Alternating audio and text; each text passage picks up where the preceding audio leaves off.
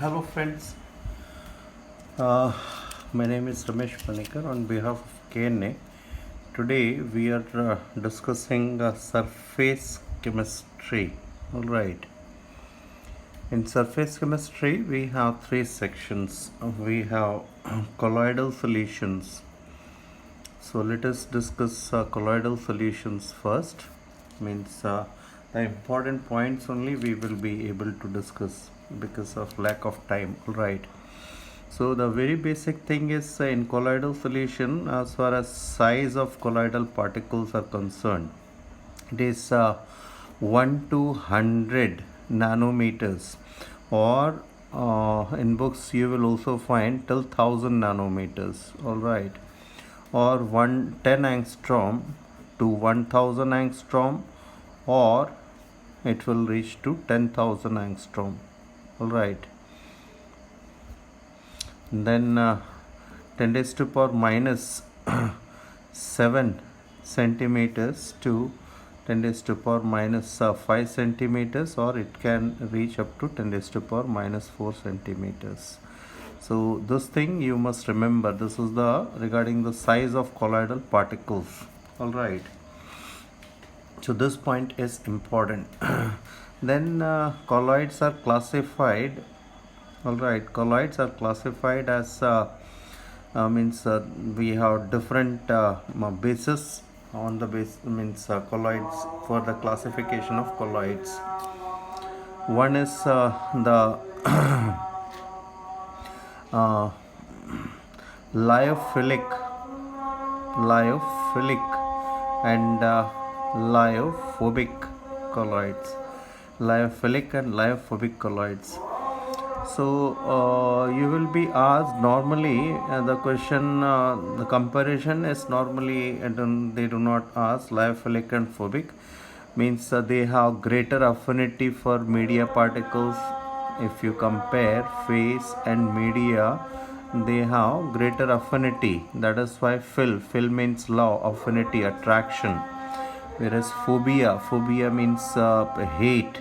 So here between phase particles and media particles we don't have much of attraction.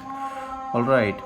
Now other things we can also conclude, since the force of attraction is more in between phase and media particles, they are easy to prepare, whereas due to this they are difficult to prepare. And since affinity is more, phase particles are heavily hydrated, whereas here in phobic colloids phase particles are not heavily hydrated. And since they are heavily hydrated, they are more stable. And since they are more stable, we need a greater amount of electrolyte to precipitate them. Whereas here, since they are less heavily hydrated, they are less stable, and therefore they can be precipitated comparatively easily. All right. And since they are heavily hydrated, Tyndall effect is less. And since Tyndall effect is less, they cannot be seen under ultra microscope easily. Whereas here phase particles are less heavily hydrated, so Tyndall effect is more, so they can be seen under ultra microscope very easily. All right. So these comparative points are there. And in general, the natural colloids are lyophilic colloids, and artificially prepared are lyophobic colloids.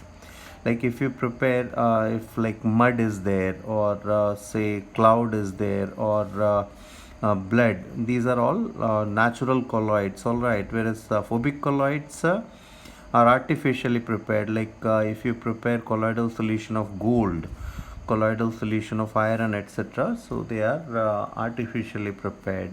So they are normally phobic colloids, and phobic colloids are in general less stable. And second classification is based on their size. One is we have multimolecular colloids. In multimolecular colloids, we have what happens, the suppose this is the size of colloidal particle, and these are the size of particles which we want to convert them to colloidal particles. So what we have to do, we have to aggregate them. So they are called multimolecular colloids. So the example is gold, you must remember, S8, etc. These are all multimolecular colloids. And then we have macromolecular colloids. Macromolecular colloids. In macromolecular colloids, what happen? See, the size of particle is nearly equal to colloidal size. So neither these particles are to be aggregated nor they are to be dispersed. So example is protein we have, and other macromolecular particles. All right. So these are all macromolecular colloids. Then we have micelles. This is again very important. Micelles are basically, they are also called colloidal electrolytes. They are also called colloidal electrolytes. Means like example is soap. In a dilute solution, they behave as electrolyte. Means they ionize to produce ions. All right. Whereas if you look at the structure of one RCOO negative, this is COO negative and R. All right. So if the solution is concentrated, what happens? These particles, they get aggregated to give colloidal particle. All right, like this. This is one colloidal particle. So this is micelles. So there is one term called CMC, critical micellar concentration, CMC. This is the minimum concentration of micelles above which colloid formation is, or micelle formation is possible. For soap, it is about 10 to the power minus 3 moles per liter. All right. And then comes one temperature, that is called Kraft temperature. This is the minimum temperature above which micelle formation is possible. All right. So you must remember these 2 points as well. Then the next classification is based on the charge. Based on charge, like positively charged colloids and negatively charged colloids, etc. Now you must remember that a colloid is when we say colloid is positively charged, so normally it is the charge of phase particles which we mention. All right, because colloidal solution as a whole is always neutral, because whatever we have, the charge over phase particle, we have equal but opposite charge in media. We have equal and opposite charge in media. So colloidal solution as a whole is always neutral. Now what are the reasons of charge? So one is due to self ionization, which we discussed in case of soap. Others are due to adsorption of ions. Like there is a very important case, like if you have AgNO3, this is in excess suppose, and if you add Ki to it, you get a colloid of AgI. Now normally the ion which is adsorbed is a common ion. So what are the common ions? Ag positive and I negative. Now since Ag positive is in excess, this AgI colloid formed adsorbs Ag positive and it becomes positively charged. Now if you take opposite case, like if you take Ki in excess and if you add some of AgNO3, again you will get a colloid of AgI, but now it will adsorb I negative, so it becomes negatively charged. So these cases you must be careful. Like if we treated with H2O, if it is heated, we get positively charged colloid. This is mentioned in CRT. And if or FeCl3, and if it is treated with NaOH, what you get is negatively charged colloid. So these two cases also you must remember. All right. So this is the origin of charge due to adsorption of ions. And now regarding charge, I have already mentioned that colloidal solution as a whole is always neutral. So suppose a colloid is positively charged, means we have positive charge adsorbed over phase particle. All right. But I told you equal but opposite charge is present in the media. So colloidal solution as a whole is always neutral. So when we say what is the charge of this colloid, we will say positively charged. That is the charge of phase particle. All right. And now these two are called Helmholtz double layer. That is also very important. Helmholtz double layer. All right. And there is since charges are separated, there is a potential difference between these two, that is called electrokinetic potential or zeta potential. All right, this must you must remember, zeta potential or electrokinetic potential. This is called, the inner layer is called Stern layer or firm layer. Stern or firm layer. All right, whereas this is called mobile layer. These two layers are collectively called Helmholtz double layer. These two are collectively called Helmholtz double layer. All right. Okay, then comes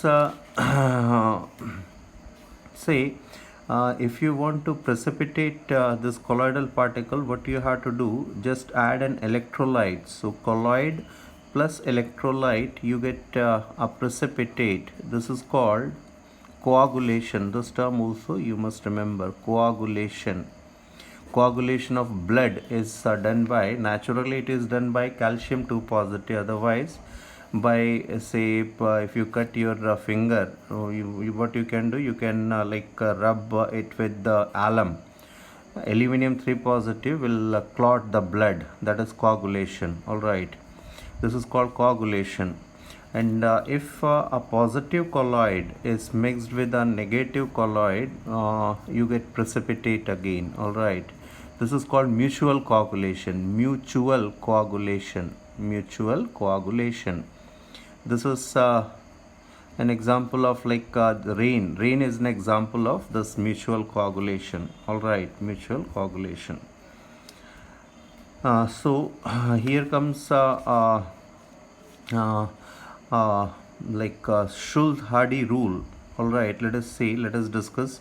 Suppose we have a colloidal particle having positive charge, and suppose it has 1, 2, 3, 4, 5, 6 positive charges. If you want to neutralize these 6 positive charges, and if you use Cl negative, all right, we need 6 Cl negative. Whereas if you use sulfate ion for this, you need only 3, and if you use phosphate ion for this, you need only 2. All right, it is 3 negative. So see, coagulating ability of an ion increases with increase in opposite charge. Means in this direction, coagulating ability increases. Coagulating ability increases with increase in opposite charge. Whereas if you look at the concentration needed, that is called flocculation value or coagulation value, or it is called flocculation value. Coagulation value or flocculation value is inversely proportional to, means see, coagulation value of Cl is maximum. Coagulation value of Cl negative is maximum, whereas its coagulating ability is minimum. Is inversely proportional to coagulating ability. So you must be careful about this thing. So phosphate negative has maximum coagulating ability, but its coagulation value or flocculation value is minimum. This is the minimum concentration of an electrolyte which can precipitate 1 liter of a given colloid in 2 hours. This is the minimum concentration in millimoles per liter. This is the minimum concentration of electrolyte in millimoles per liter which can precipitate the given colloid in 2 hours. All right, so these two things you must remember. Now see,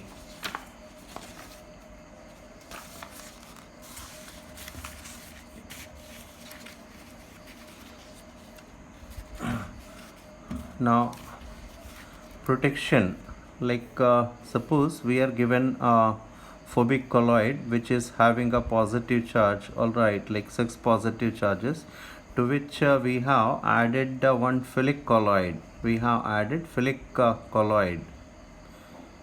And now if you add an electrolyte, it is difficult to precipitate this colloid. So this is called protection of a phobic colloid. Protection of a phobic colloid by philic colloid. Protection of a phobic colloid by philic colloid means against its coagulation. All right. So we will continue this thing.